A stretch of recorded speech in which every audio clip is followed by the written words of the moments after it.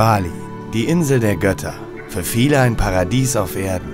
Doch auch Lombok und die schönen Inseln drumherum locken immer mehr Besucher nach Indonesien.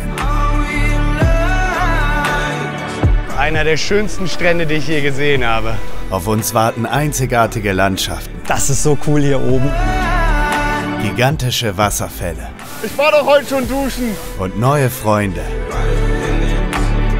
Bali ist eines dieser typischen Bucketlist-Ziele, wo immer alle erzählen, wie schön die Insel ist. Stimmt das und kommt man einfach von Ort zu Ort? Und wie touristisch ist es? Das checke ich mit meinen Kumpels Benny und Max aus. Wir besuchen spektakuläre Orte Balis, die Strände von Nusa Penida, die große Nachbarinsel Lombok und die paradiesischen Gili-Inseln.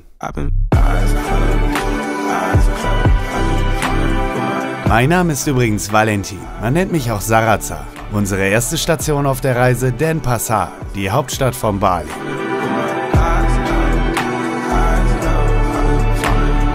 Wenn man hier über den Markt spaziert, ist das gar nicht so touristisch, wie man denken könnte. Rund um den Pasar Badung sind vor allem Einheimische unterwegs und kaufen alles, was sie brauchen. Und es ist total interessant, mal das ganze Gewusel zu sehen.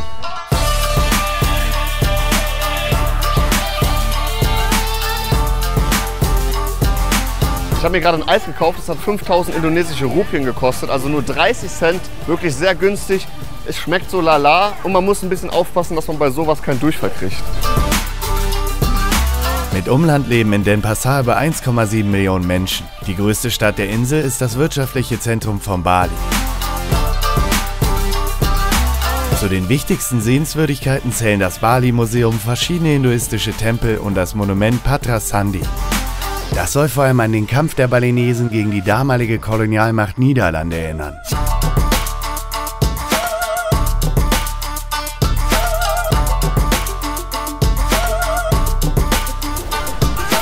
Direkt südlich von Denpasar liegt Kuta, ein relativ touristischer Ort mit großem Strand, jeder Menge Hotels, Bars und Restaurants. So viel gibt es hier aber sonst gar nicht zu sehen, deshalb beginnt morgen unser Trip über die Insel.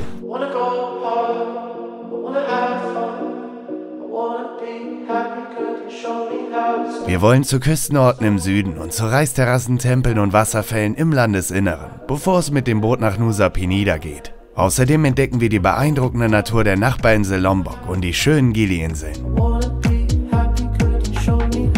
Die erste Strecke führt uns 1 Stunde mit dem Roller nach Uluwatu.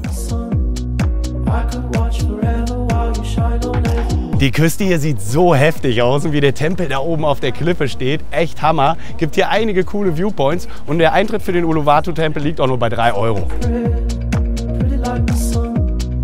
Der Puraluhu Uluwatu gehört zu den 6 heiligsten Tempeln Balis und wurde angeblich im 11. Jahrhundert von einem hinduistischen Priester gebaut. Eigentlich sind 88% der Indonesier muslimisch. Speziell auf Bali bekennen sich aber die meisten Einheimischen zum Hinduismus. Es gibt ja auch eine Kleiderordnung, man muss Schultern und Knie bedecken. Und weil wir kurze Hosen tragen, haben wir diese schicken Röcke bekommen. Der Tempel ist wirklich nice, man muss aber aufpassen, dass man nicht von Affen beklaut wird. Die sind nämlich wirklich extrem frech. Hier gibt es auch noch abends eine traditionelle Tanzschau, aber am Melasti Beach gibt es auch eine und da fahren wir jetzt knapp 40 Minuten hin. Mit dem Roller sollte man nicht nur wegen dem Linksverkehr vorsichtig fahren, denn Versicherungen gibt es nur selten. Je nach Anbieter kostet die Miete aber auch nur 4 bis 7 Euro am Tag. Man braucht nur den Reisepass und einen internationalen Führerschein.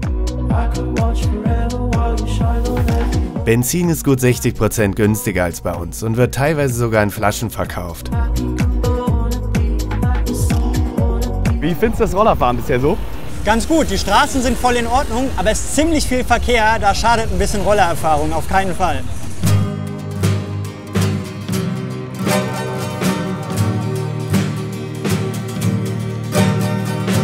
Der Melasti Beach zählt zu den schönsten von Bali. Einer der Strände, wo man auch schwimmen kann. Das ist auf der Insel nämlich nicht überall möglich, wegen Wellen und Strömungen. Aber hier ist auch ziemlich viel los, vielleicht wegen der Tanzshow gleich.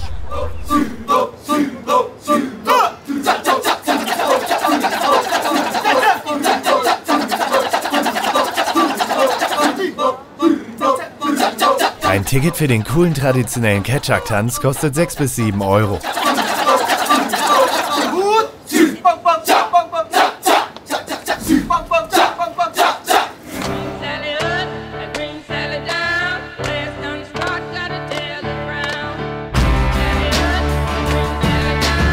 Am nächsten Tag nehmen wir ein Taxi nach Canggu.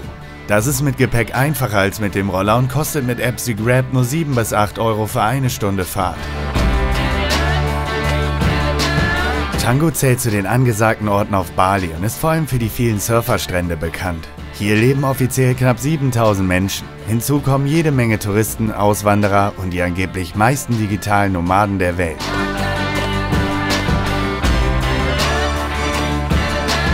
Kevin Bassauer kommt aus Deutschland, lebt in Canggu und arbeitet hier als DJ. Also ich lebe jetzt schon seit circa 1,5 Jahren auf Bali. Canggu ist meine neue Heimat. Ich liebe es, die Leute, das gute Wetter. Was mir nicht so gefällt, ist der Verkehr. Ist immer ziemlich busy, aber es lässt sich auf jeden Fall kompensieren mit den guten Vibes.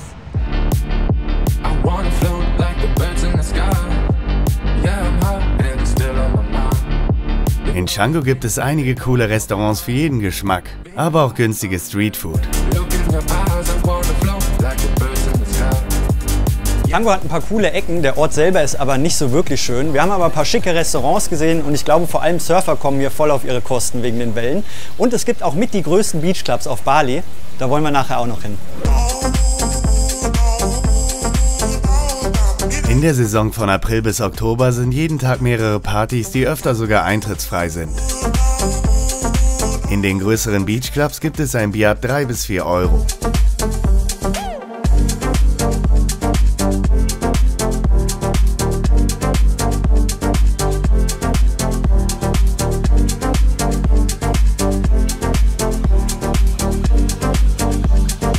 Das ist der Tanah-Lot-Tempel, der ist nur bei Ebbe zu Fuß erreichbar. Das war beim Bau sicherlich nicht so easy. Auf die Insel kommen allerdings nur Hinduisten. Für 5 Euro kann man sich aber die sehr schöne Anlage drumherum anschauen.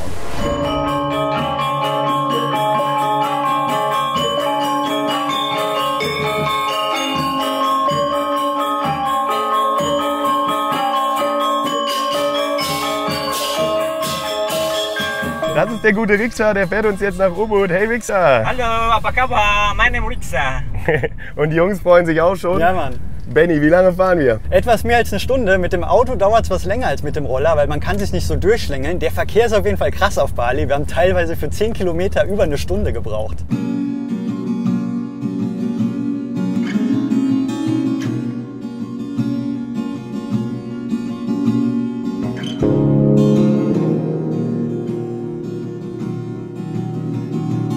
Ubud gilt als die Kunsthauptstadt Balis und war lange der Sitz von balinesischen Königshäusern. Den alten Palast kann man sogar kostenlos besuchen.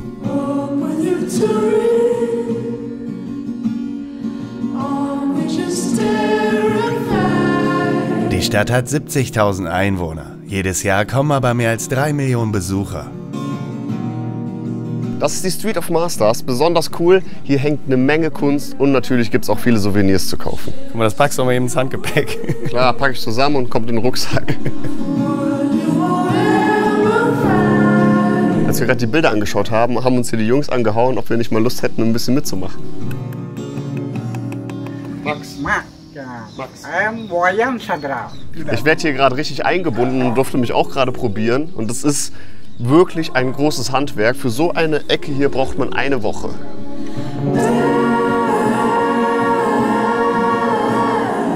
Bei den Straßenhändlern ist fast alles verhandelbar, auch wenn die Preise oft schon günstig erscheinen. Die Lebenshaltungskosten sind je nach Ort 50 bis 70% niedriger als in Deutschland. Wir sind in einem Warung, das sind so kleine Restaurants. Hier kriegt man Essen für 3 Euro und es schmeckt sehr gut. Generell kann man gekochtes ganz gut essen. Wasser aus der Leitung sollte man wegen Bakterien besser nicht trinken, sonst kann der Bali-Urlaub ganz schnell in die Hose gehen.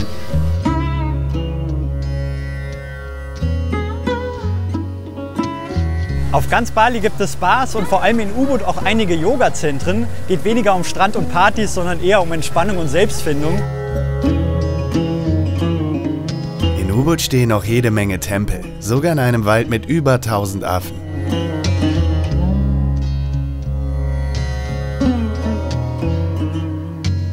Die Affen sehen super knuffig aus, allerdings klauen die bekanntlich auch ganz gerne und sind stärker als man denkt. Außerdem können die ja ein paar Krankheiten übertragen, muss man ein bisschen aufpassen und der Eintritt für den Wald liegt ungefähr bei 5 Euro. Hier ist sogar ein Affe mit einem Baby und es ist echt krass, wie menschlich die aussehen. Haben schon eine verblüffende Ähnlichkeit mit dem Max.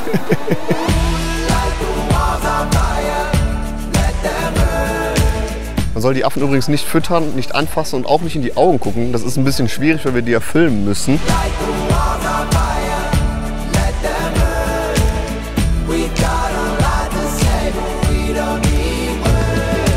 Krass, was das für ein dichter Urwald ist und der ist einfach mitten in der Stadt. Und durch die Nähe zu U-Boot sind natürlich auch viele Touristen hier, aber geht noch voll klar. Laura kommt aus Deutschland und reist alleine durch Bali. Also der Wald ist mega, mega schön angelegt. Man kann hier richtig gut spazieren gehen. Die Affen sind auch total süß, aber man muss aufpassen. Mir wurde schon meine Wasserflasche geklaut. Ja, Bali ist einfach eine sehr, sehr schöne Insel. Hier kommen total die Indiana Jones oder Tomb Raider Vibes auf. Die Anlage sieht aus wie so ein verschollener Tempel in einem Game. Die Brücke da vorne mit den Lianen, einfach Hammer. Von mir eine absolute Empfehlung. Nördlich von Ubud liegen die Tegalalang Reisterrassen, ein beliebtes Ausflugsziel.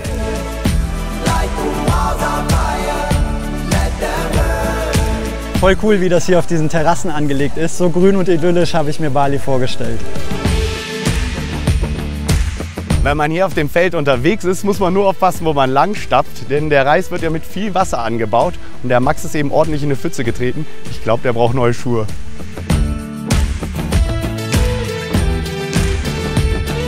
Hier kann man auch mit Blick über die Reisfelder schaukeln. Can you swing my friend Max a little harder? Yes. Yes? Yes. Really hard, please. Really. Give him full action. Uiuiui. Alter, übertreibt voll. Oh, Alter. Oh, ich fliege gleich runter. Es hat wirklich Spaß gemacht, hier über die schönen Reisfelder zu schaukeln, auch wenn es weniger um den Reis geht und mehr um den coolen Spot für Touristen. Eintritt fängt bei 1,50 € an und je nach Schaukel zahlt man dann nochmal 5 bis 10 € extra.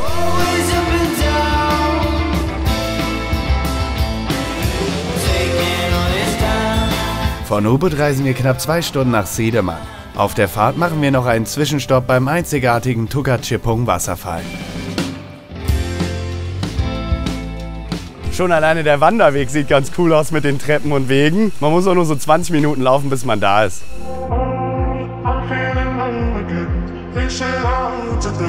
Super cool, was hier alles mitten in der Natur wächst. Da vorne haben wir schon Bananen gesehen und hier oben ist eine Jackfruit, die wird oft als Fleischersatz verwendet.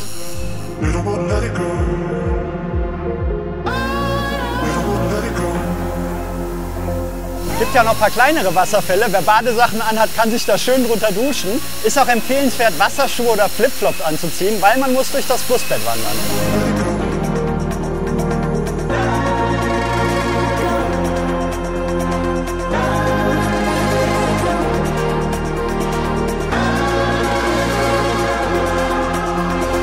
Auf Bali gibt es über 40 Wasserfälle und der hier ist fast 20 Meter hoch und sieht wirklich nice aus. Ein paar Leute sind auch hier, Eintritt liegt bei 2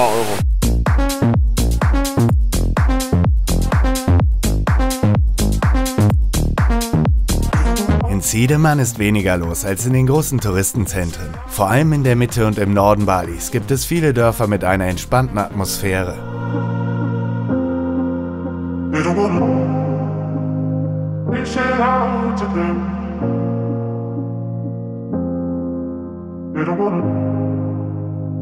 Sedeman ist deutlich untouristischer als viele andere Orte auf Bali und vielleicht so, wie es früher mal überall war. Das finde ich aber gerade cooler an der Insel, denn hier ist für jede Art Urlauber was dabei.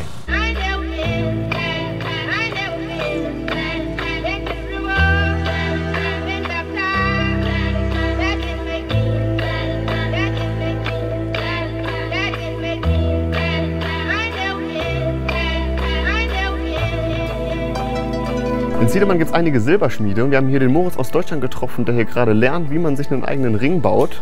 Und wir haben hier noch netterweise einen örtlichen Wein bekommen, der nennt sich Arak. Ups.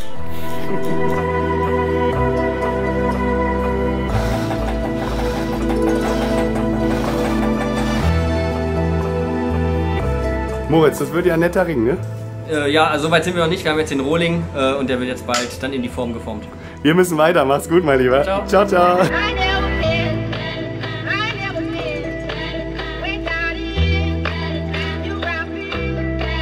Ganz in der Nähe gibt es auch einige Bambushäuser, von denen wir uns eins gemietet haben. Boah, krass, guck dir das Wohnzimmer mal an, ey.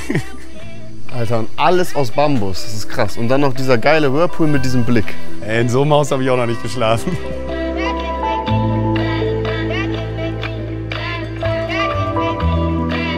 Die Bambusvilla ist natürlich was teurer als die normalen Unterbringungen auf Bali, aber eben auch was Besonderes, um es euch mal zu zeigen. Und 350 € kostet hier eine Nacht. Es gibt aber auch Hostels und Gasthäuser in der Gegend für 10 bis 20 € und insgesamt sind die Unterbringungen ungefähr 50% günstiger als in Deutschland.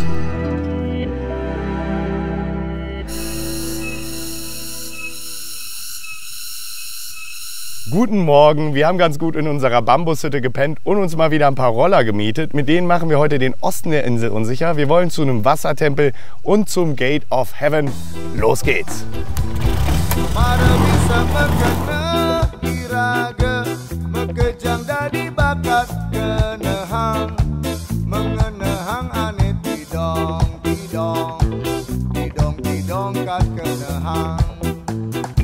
Tirtaganga bedeutet heiliges Wasser vom Ganges. Der Wassertempel hat seinen ganz eigenen Stil. Der heilige Fluss aus Indien kommt hier natürlich nicht vorbei, aber da ist ja der Hinduismus entstanden. Hier auf Bali wird die Religion aber etwas liberaler ausgelegt. Der Hinduismus hat sich damals auf Bali so ausgebreitet, weil lange Zeit mit einem indischen Königreich gehandelt wurde. Schon interessant, denn Indien ist ja nicht gerade um die Ecke. Auf Bali soll es insgesamt über 20.000 Tempel geben. Da werden aber wohl auch kleine Haustempel mitgezählt. Und wer hier in den Außenbereich des Wassertempels will, zahlt 4 €.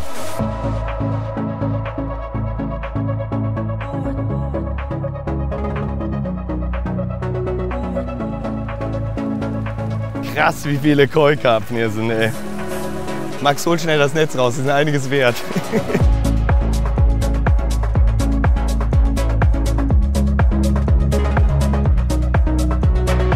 Nur wenige Minuten entfernt liegt das Gate of Heaven. Vor allem ein bekanntes Fotomotiv. 280, 281, 281, 82. Ja, hier rufen die gerade wieder die Nummern auf. Hier sind nämlich so viele Touristen, dass man sich eine Nummer ziehen muss, um hier ein Foto machen zu können. Und die Leute warten hier teilweise bis zu 3 Stunden dafür. Benny, was hat das nochmal gekostet? 4 € für den Tempel und 2,50 € noch für die Busfahrt. Das Tuch war inklusive. Das müssen wir mal wieder abgeben.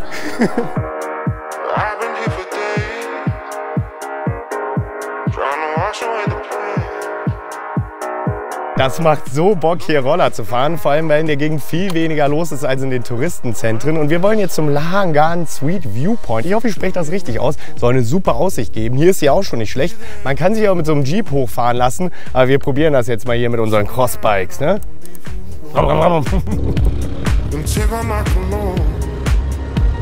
So, die Fahrt haben wir überlebt, war eigentlich ganz easy. Und obwohl hier viel weniger los ist, mussten wir trotzdem eine Nummer ziehen. Hat aber den Vorteil, dass wir gleich beim Viewpoint komplett alleine sind. Ticket kostet 3 €. Es sieht so heftig aus mit dem Berg und wie die Wolken da reinkommen. Es lohnt sich auf jeden Fall.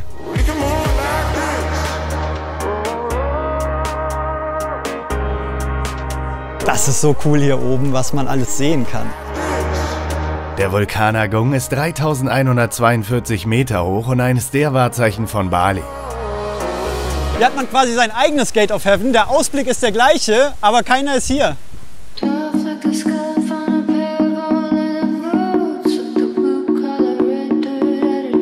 Bali ist keine kleine Insel. Für unsere nächste Strecke nach Sanur brauchen wir 2,5 Stunden inklusive Zwischenstopp beim Tegenungan Wasserfall.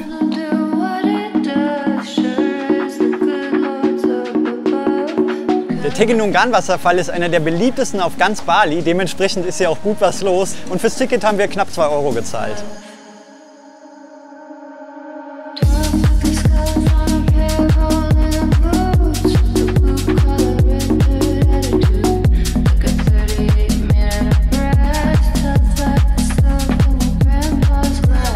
Nachmittags kommen wir in Sanur an, ein Ort direkt am Meer, an dem auch viele Indonesier eine Pause einlegen. Hier gibt es große Hotels in allen Kategorien und eine 6 Kilometer lange Strandpromenade. Man kann es da hinten ganz leicht erkennen, die Inseln da hinten. Eine davon muss Nusa Penida sein, da fahren wir morgen hin.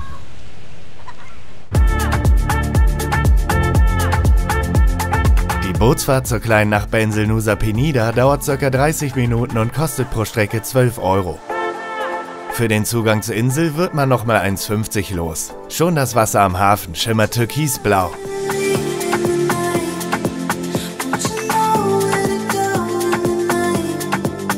Auf der Insel mieten wir uns für etwas mehr als 40 € einen Fahrer für den ganzen Tag. Denn es gibt keine normalen Taxis. Saka kennt sich bestens aus und bringt uns erstmal 40 Minuten zum bekannten Keling King Beach. Route for the Nusa Penida is very small and up and down mini narrow.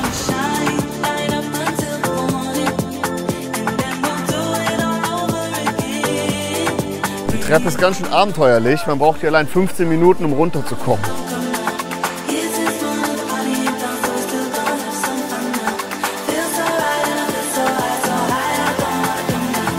Einer der schönsten Strände, die ich je gesehen habe.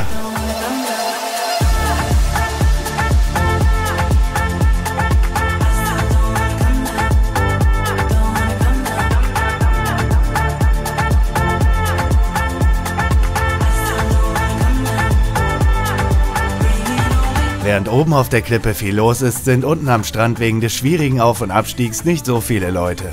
Das wird sich aber ändern, da ein Lift gebaut wird. Schwimmen kann man hier wegen den Strömungen nicht, aber auf der Insel gibt es noch viele weitere schöne Strände. Die Insel ist wirklich ein kleines Paradies mit unglaublichen Stränden. Wenn man Glück hat, kann man hier sogar mit Mantarochen schwimmen. Und wir genießen jetzt noch ein bisschen hier die Zeit und gleich geht es zurück nach Sanur und von dort aus in Kürze mit dem Boot nach Lombok.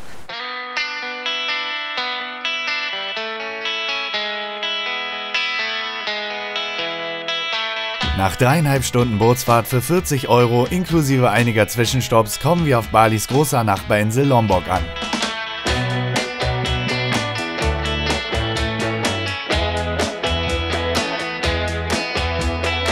Vom Hafen in Bangsal machen wir uns mit dem Taxi eine knappe Stunde auf den Weg nach Mataram.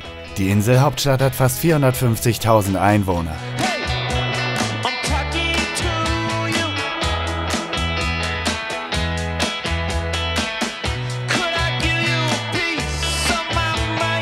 Obwohl Lombok ganz in der Nähe von Bali liegt, sind 90% der Bewohner muslimisch und Wahrzeichen von Mataram ist die große Moschee, sieht voll eindrucksvoll aus und kostet auch gar keinen Eintritt, wenn man sich die anschauen möchte. Und das Stadtbild hier sieht schon ein bisschen anders aus, fast so, als wäre man in einem anderen Land.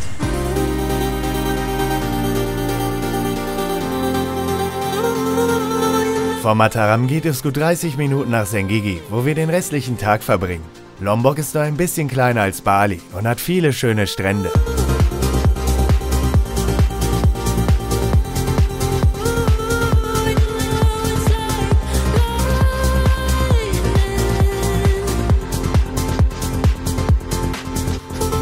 Alter, wo wir hier stehen, ist der Hammer. Ein richtiges Paradies. Ja.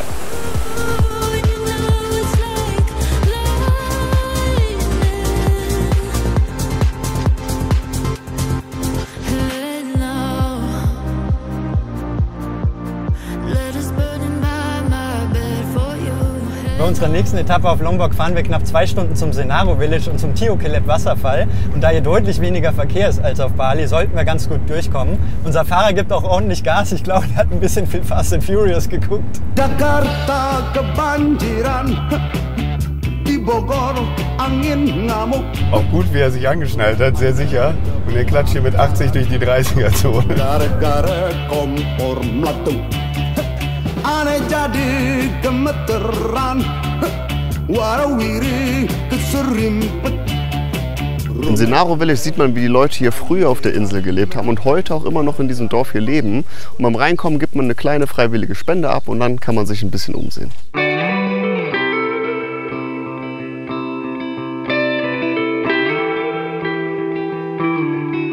Welcome to my village. My name is Yanti. So I stay here. This is my house. Here we are one community. We have 20 houses. The roof is made from the grass, and then the wall is made from bamboo. And then we stay here. It's about 60 people. You can come. Only have one big room. You can see. We are Muslim. We do pray 5 times in a day, but we do on the floor. Sometimes we go to the mosque. But here we still believe the spirit, yeah.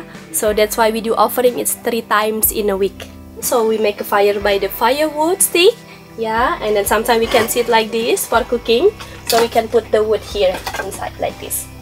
Yeah, that's how we cooking here.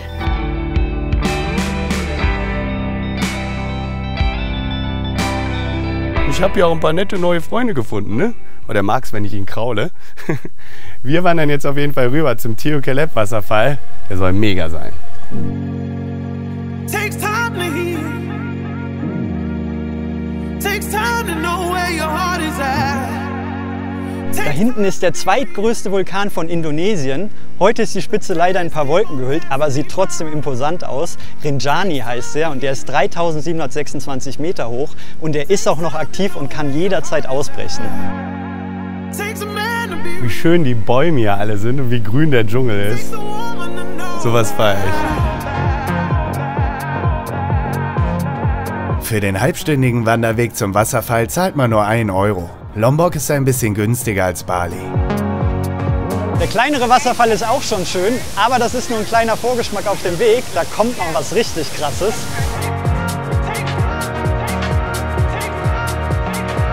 Die Brücke hat aber auch schon ihre besten Zeiten hinter sich. Man kann hier eben wieder rüberlaufen und auf dem Rückweg könnte man theoretisch hier runter herrutschen. Aber ich glaube, ich lasse das lieber bleiben.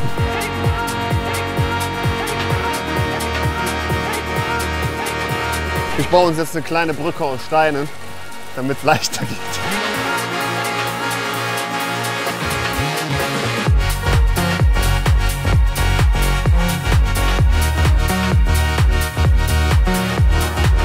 Ich war doch heute schon duschen.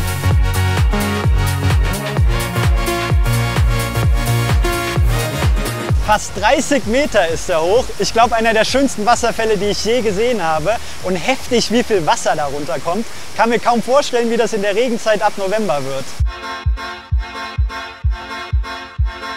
Nach dem Wasserfall zieht es uns wieder auf das Meer. Wir buchen eine private ganztägige Bootstour für 150 Euro und fahren 20 Minuten zu den Gilis. Das sind 3 kleine Inseln direkt vor Lombok.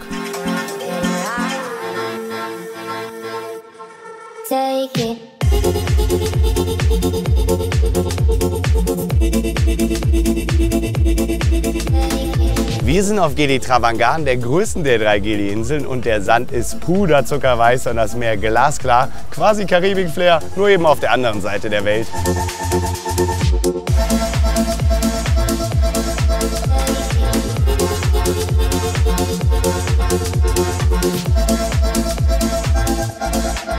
Was wir wieder für coole Sachen gesehen haben und jetzt noch so ein absoluter Traumstrand. Was uns auch immer wieder aufgefallen ist, wie freundlich und hilfsbereit die Einheimischen auf allen Inseln waren. Und wer übrigens mal eine ähnliche Reise machen will wie wir, sollte mindestens 2 bis 3 Wochen einplanen.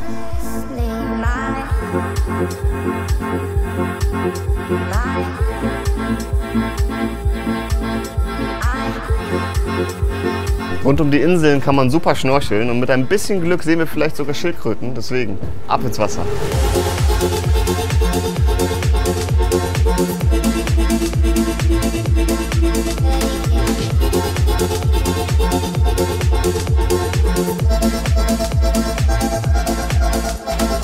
Ey, das war ja so cool, die ganzen Fische und Schildkröten zu sehen. Das sind so wunderschöne Tiere, echt ein Erlebnis. Und hier vorne ist Gili Meno, auch eine sehr nette Insel. Und da gibt es Unterwasserstatuen, die wollen wir uns auch noch anschauen. Leider ist die Sicht bei den Statuen nicht immer ganz so gut. Also fahren wir noch zum Strand von Gili Air.